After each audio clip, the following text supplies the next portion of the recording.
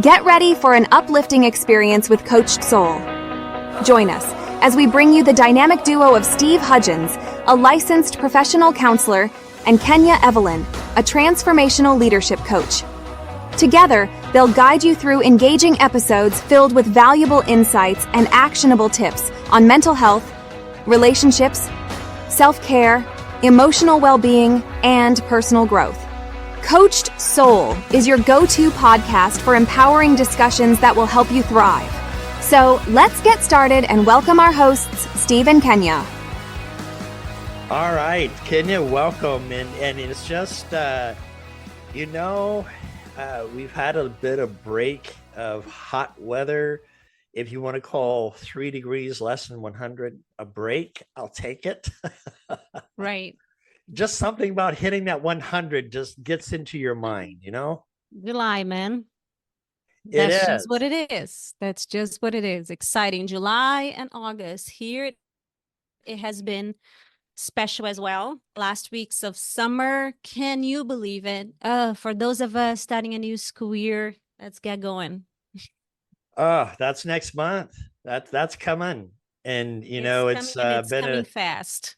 Yes, it's a challenge because I'm finishing up on my dissertation piece. I'm having to prep my syllabus and test and curriculum for my graduate students that I'll be teaching at Rogers State University this year. I'm excited about this new chapter in my life. And Amazing.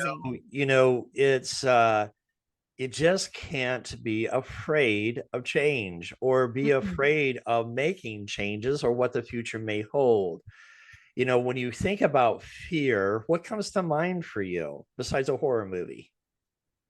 Something I heard years ago, the first time I went to a Tony Robbins event, fear, false experiences appearing real. It's just it's false. It is so far from truth. But it feels truth. It feels real. Yeah. It feels heavy. Sometimes it feels paralyzed. It feels doubtful. Sometimes it's the only thing you can actually feel. And yet it's so far from truth. When you think about a weapon to use against fear, is my acronym called FAITH. FAITH. My acronym for FAITH is forging attitude and trusting Him. Because it's my attitude that I need to forge and trusting God that I can get through this fear that I'm having. And fear is normal, but are we getting stuck in fear? Is that flight freeze moment that we have, or we want to fight, or do we want to fly, or do we freeze in the moment of fear? What's the old saying? There's nothing to fear but fear itself.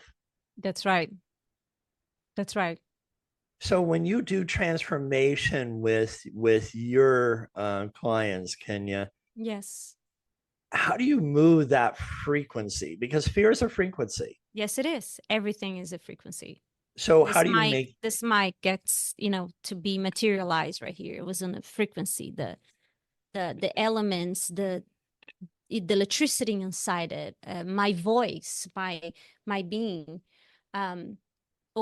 closing chest and opening chest. Our physiology really helps to shift whatever is going on in our field. Now, talking about the fear itself, how do I help my clients is, first of all, I witness their fear.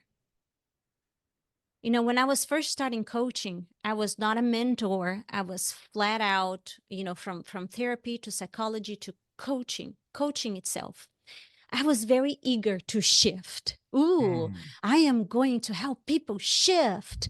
Let's shift. Let's live our best life. Starts now. Let's go. And what I miss, and again, I'm going to correct myself because I didn't miss, it was my authentic self at that moment in my beginning stages. Because I saw you in your greatness, I was eager for you to see yourself in your greatness and step into that version now. I am no longer eager. And because I don't have the shift energy, let's shift now, let's transform now, I have the witnessing energy, which is pure love. And when I say I carry the pure love energy, I'm saying I carry the intention of hold that space to allow you to feel. Because many of us are not even in our bodies to feel. We're not allowed to feel, especially if you're a man. Men don't cry, men don't this. There's so much labels about feeling. Oh, you can't be in fear because you know it's not real. Does it help you to not be in fear when I say that? Or you shouldn't feel that way. You shouldn't feel that way. Hey, you know better. Is that the truth? Is that the truth? You know, that's interesting because that I feel like Sesame Street, the word of the day popped up this week, and it's fear. It's that fear of making a change. Or one of my clients says, you know, I don't want to cry. And here she is crying. And I'm like, yes. Cry. Yes. That's what we're made for. That emotion is to let it out, to feel. And I know she doesn't want to feel that pain. Yeah. So when I witness my 2-year-old that bumped his head in the wall, trying to reach something, and I witness his pain, he come to me so I can kiss his boo-boo. And after I kiss, I say, is that okay? Is that okay? Okay. Then he goes and he does exactly the same thing, but now he's not afraid to have a boo-boo because it's okay to have a boo-boo. So if you grow up on a different way, let's say your parents were not there, or they were like, hey, it's nothing, just move on. They didn't really kiss the boo-boo. They didn't really reflect to you that it's all part of life. Right. I'm telling you that to tell you that to not feel fear is to not embody the human experience. You will feel fear. Well, every time you start something new, you will feel like, am I okay? There's this butterfly of uncertainty. Right. Of my relationship shifting, you know, when the kids are growing, what's happened with the relationship between a mother and a teenager, and between a husband and a wife when the kids graduate from college. I mean, it's always evolving. So my number one step to deal with transformation, to hold space for transformation, is to allow a space to witness what's the true feelings of this person.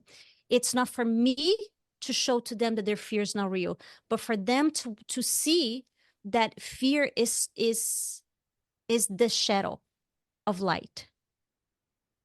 It's challenging these messages that we grew up on, you know, that we can't express an emotion, or we're not able to express who we are. I mean, a lot of times when I was the director of an inpatient hospital working with intensive treatment center services with DHS kids, you know, it's like they've been told they can't express because they're not doing it the right way. And I'm like, well, wait a minute. So I remember one time a kid was banging his head on a glass, and a tech was holding a towel between the glass and his head so he wouldn't hurt himself or break the window. And as I'm walking down the corridor, there were 4 other techs probably about 8 feet away. And I'm like, go away. I got this. He's going to be okay. He's frustrated. And so one kind of lingered back, and I didn't say much. And I walked down. I put myself in a position that could have caused harm to me. I slid down, I sat down on the floor, and all I said was, man, it must be tough for you. I can't imagine what you're dealing with because you're banging your head on that glass. Would you just come and just sit down and just tell me about it? I want to know what's hurting you. So in that sense, I couldn't fear. I had to face the fear by lowering myself down just by chance to see if he would join me. Beautiful. Beautiful, Steve. And how lucky he is that you are in this stage in your life, that you actually could offer witnessing in a neutral space. Mm-hmm. You're not you're not projecting anything. You're literally just interested in the human in there. The things that I have experienced in my walk with so many different clients and students is self-judgment while you're in fear. Especially if you grew up Christian of any form, and religious of any form, forget Christian, even the Buddhist, the Hinduism, Right. because that will be the absence of faith. How many conferences have you been? Ooh, fear of faith, fear of faith. So Right. if you're experiencing fear, what I've noticed, and not just through my clients, but through my own life. Oh God, why am I here? Why am I in fear? Why? And so much judgment comes from it. So I wanna offer this conversation straight to the listeners. If you feel that any part of you are in fear right now, that part of you is asking for love. That part of you is asking for acceptance. If you are afraid that people are gonna judge you for anything, you are already judging yourself. You cannot be in faith if you're in judgment. It's not just either faith or fear. So allow yourself to bring yourself to focus on the truth that you're always guided, the truth that you are whole and complete, the truth that you're son and daughter of God. Right. The truth, what's the truth? So whenever you're ready to ask, what is the truth? Powerful question, by the way, powerful question. And when we are in the middle of fear, it might be hard to go straight there, but maybe you can go into your breath first. Or feeling fear, if you freeze. So go back to your breath, go back to your breath, go back to your breath, and practice coaching yourself from shadow to light. You know, I'm glad you said that, because from love to shadow to light, right?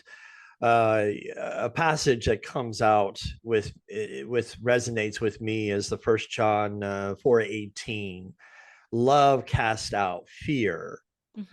Well, what John was trying to write is that love casts out fear is a concept that fear and love can't coexist.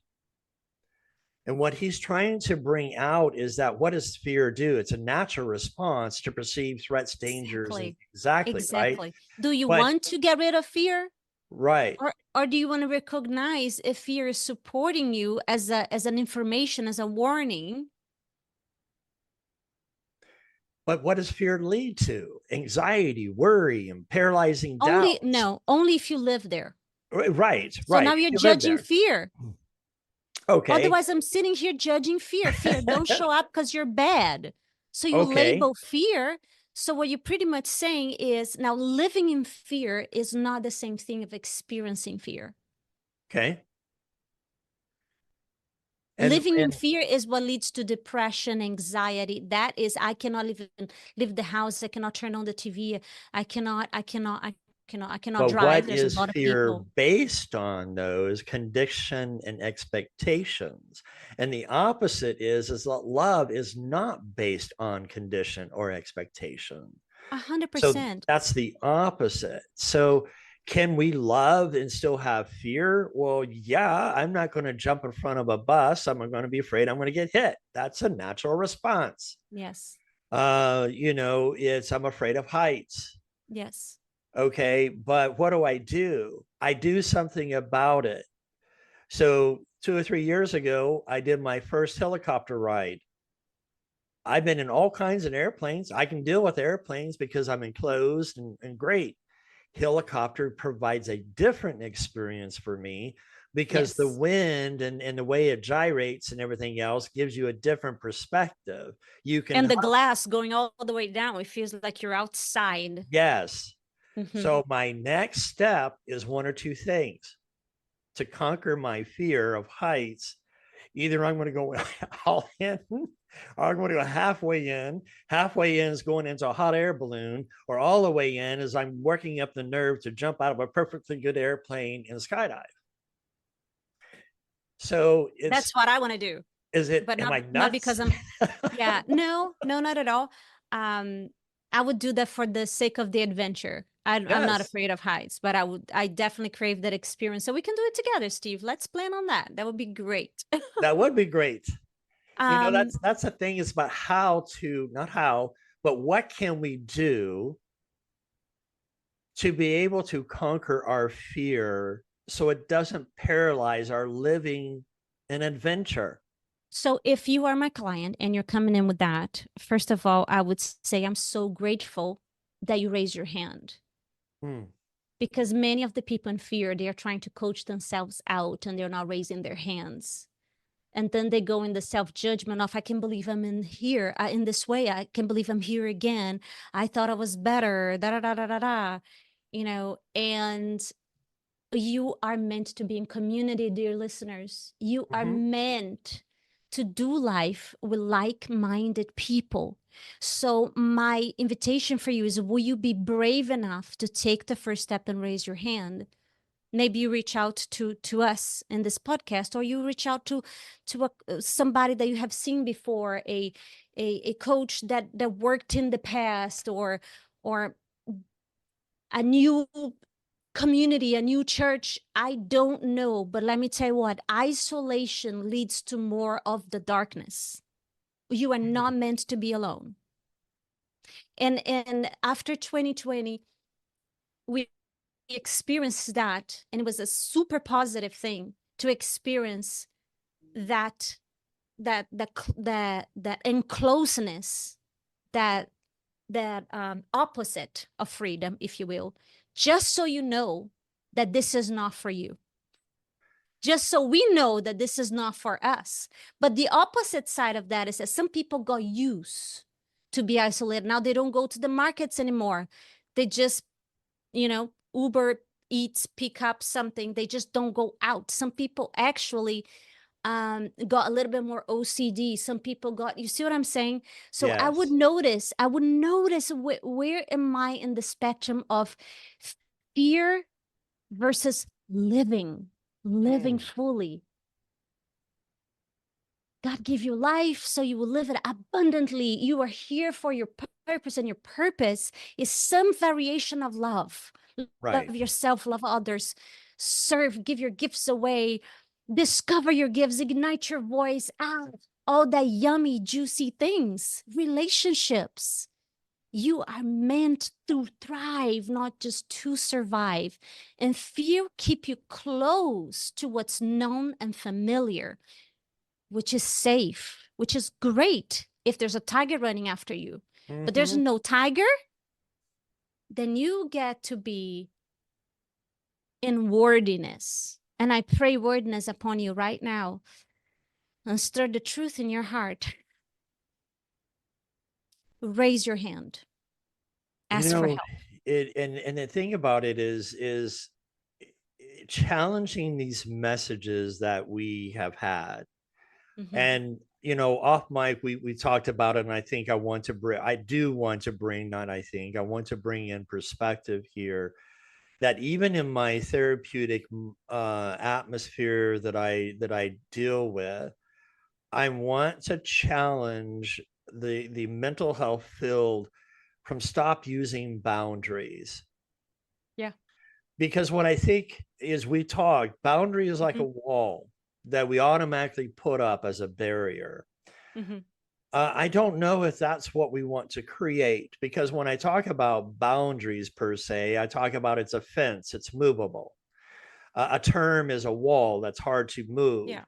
But as we talked, I like the word threshold. What is your threshold? A threshold is where a door goes into a wall. It's, you're going to shut the door and not Mhm. allow anybody to come through that Mhm. threshold? Or are you going to open that door through that threshold? And I think that makes more sense. Yeah, for us visual, and I love that you brought this up, Steve, because I'm not gonna say I was triggered, but maybe I was. So here you have it. The word boundaries feels like a wall.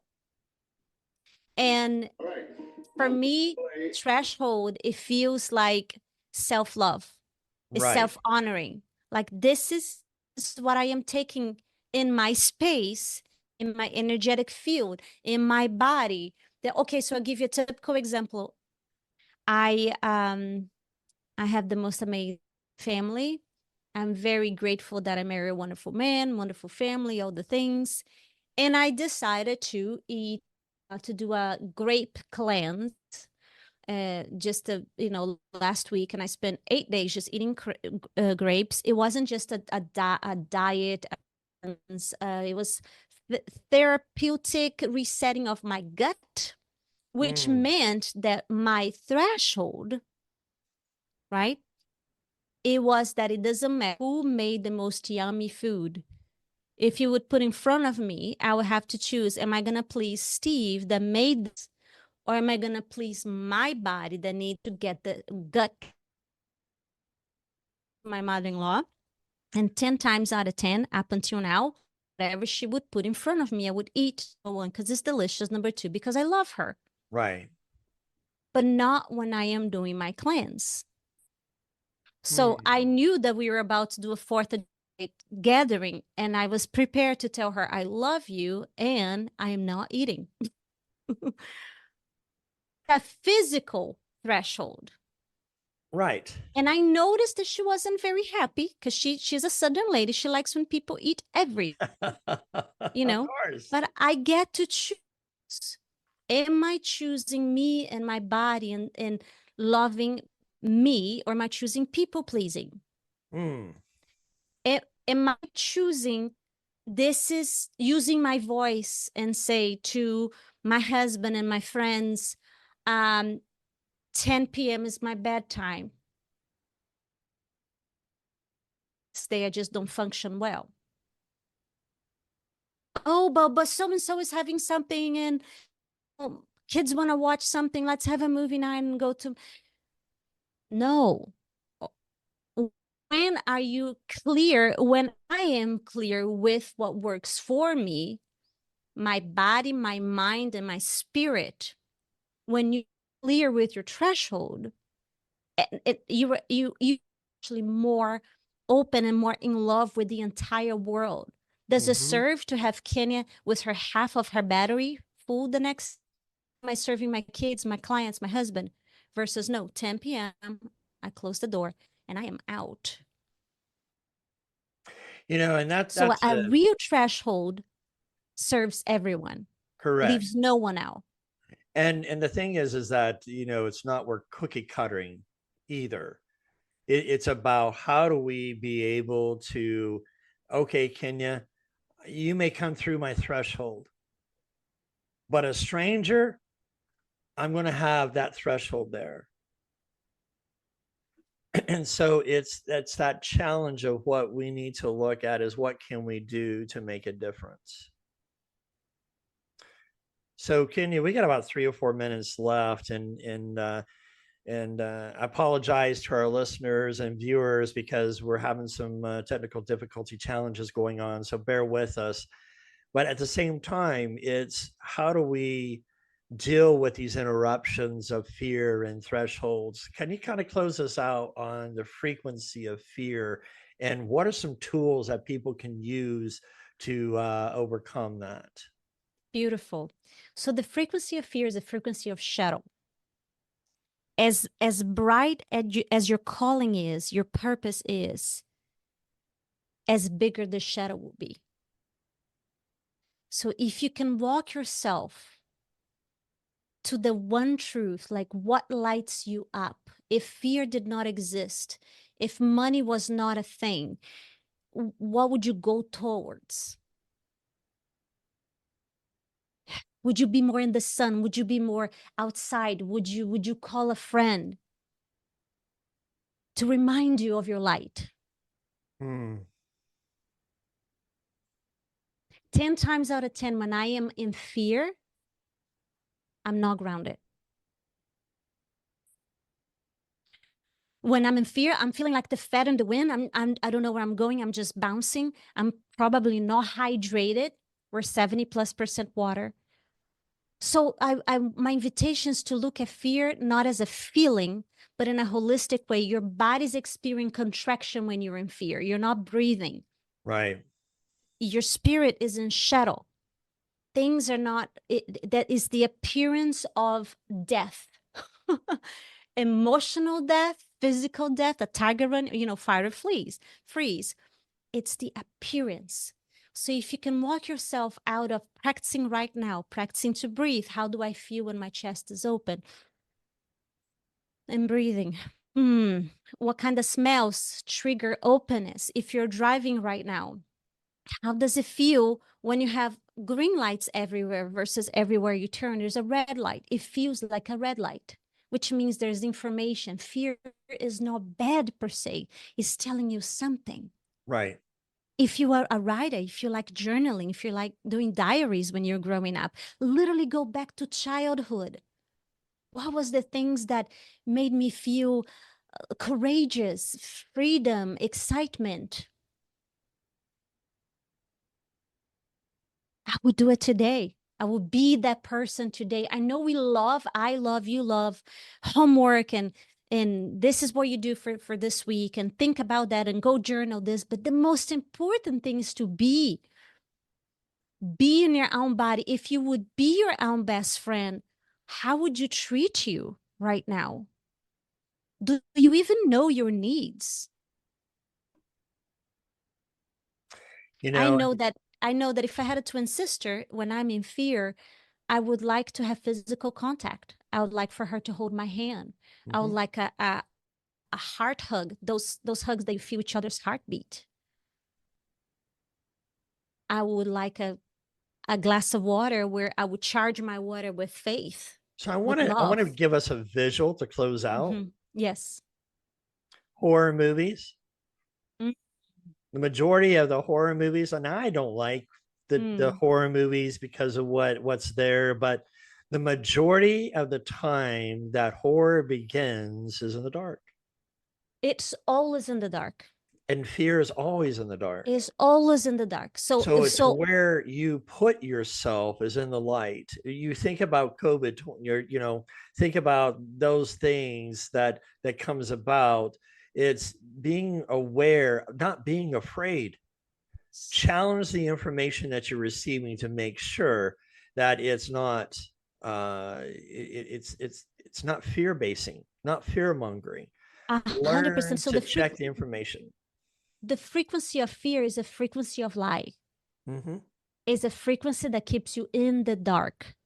And I know that we're talking today with people in different spectrum of fear. People that, no, I'm not in fear right now. I experience fear every now and then, and that is normal. You experience. The way you coach yourself when you are in fear, depending on your levels, is raise your hand, call someone that loves you, and literally I use those words. Could you please pour truth into me right now? Pour truth. Tell me everything that you see right about me, everything about me. It's not selfish to take care of yourself. It's called self-love, self-honoring. Love doesn't step on others. So think about it that way. Love considers not only yourself, but others as you are elevating into a new purpose. Until next time, take care and God bless. Thank you for joining us on this episode of Coached Soul, where we aim to empower and uplift you on your journey towards personal growth and well-being. Remember, as you navigate through life, you don't have to do it alone. We encourage you to reach out to professionals, seek support from loved ones, and take the time to prioritize your own well-being. Stay tuned for future episodes filled with even more valuable insights and actionable tips. Remember, you have the power to thrive. And with Coached Soul by your side, anything is possible. Until next time, take care, stay empowered, and keep shining your brightest light.